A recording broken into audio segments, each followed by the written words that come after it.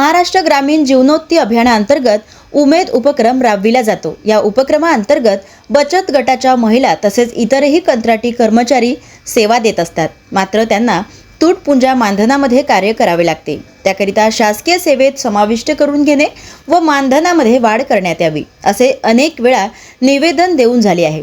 मात्र तरी देखील शासनाने त्यांच्या मागण्यांची दखल न घेतल्याने अखेर एक दिवसीय आंदोलनाचा पवित्रा घेतला असून आज गोंदियाच्या जिल्हा परिषदेसमोर एक दिवसीय धरणे आंदोलन शेकडो कंत्राटी कर्मचारी या आंदोलनामध्ये सहभागी झाले व शासकीय सेवेमध्ये सामावून घेण्याची मागणी यावेळी करण्यात आली।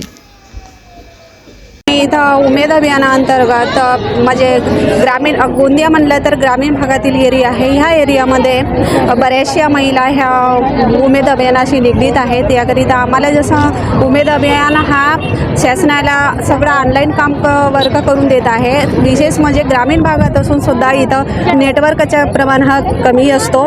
त्या कारणाने आपल्याला म्हणजे ऑनलाईन काम करायला थोडंसं अडचण जात आहे। याकरिता आम्हाला मोबाईल पण हवा आहे, जेणेकरून आम्ही शासनाला योग्य त्या प्रमाणात वेळेवर आपण ऑनलाईन करून त्यांना डाटा सबमिट करता येईल। त्याच आपल्याला कायमस्वरूप होणे म्हणजे करणे आहे आणि ग्रामविकास विभागाअंतर्गत आम्हाला म्हणजे समाविष्ट करणे। सर, महाराष्ट्र राज्य ग्रामीण जीवनोन्नती अभियानाअंतर्गत आम्ही धरणे आंदोलनाला बसले आहोत।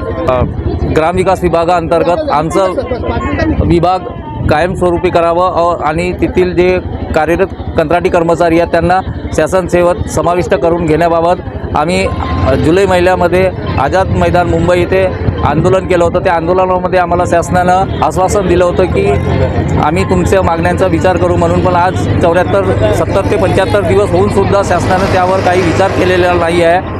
त्यामुळे आम्ही एक दिवसाचं धरणं आंदोलन इथं करत आहोत। आम्ही मोर्चा पण काढलेला होता, आम्ही काही मागण्या पण केल्या होत्या, पण त्या आमच्या मागण्या पूर्ण नाही झालेल्या आहेत। म्हणून आम्ही अजून इथं धरणे आंदोलनाला बसलेलो आहोत। आमच्या मागण्या आहेत की आम्हाला शासकीय करा आणि ज्या काही आमच्या मागण्या आहेत आम्ही करून राहिले त्या आमच्या मागण्या पूर्ण करा।